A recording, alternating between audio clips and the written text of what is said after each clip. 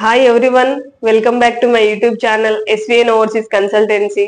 So last video లో UK లో tuition fees ఎలా ఉంటాయి, ఎన్ని అవర్స్ మనం పార్ట్ టైం జాబ్స్ చేసుకోవచ్చు అనేది లాస్ట్ వీడియోలో అయితే మనం డిస్కషన్ చేసుకుందాము. సో ఈ వీడియోలో ఏంటంటే యూకే కావాల్సిన డాక్యుమెంట్స్ ఏంటి, వీసా ప్రాసెస్ ఎలా ఉంటుంది అనేది మనం డిస్కషన్ చేసుకుందాము. సో డాక్యుమెంట్స్ వచ్చేసి passport, 10th, inter, any degree, transcript, LOR, SOP.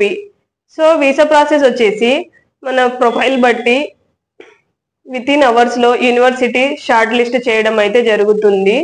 University short list చేసిన తర్వాత అయితే మీకు ఏది బెస్ట్ యూనివర్సిటీ అనేది చూస్ చేయడం అయితే జరుగుతుంది.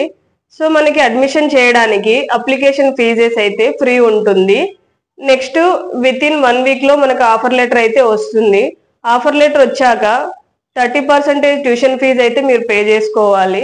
సో ట్యూషన్ ఫీజు పే చేసుకున్న తర్వాత యూనివర్సిటీ నుండి మనకి కన్ఫర్మేషన్ లెటర్ అయితే వస్తుంది.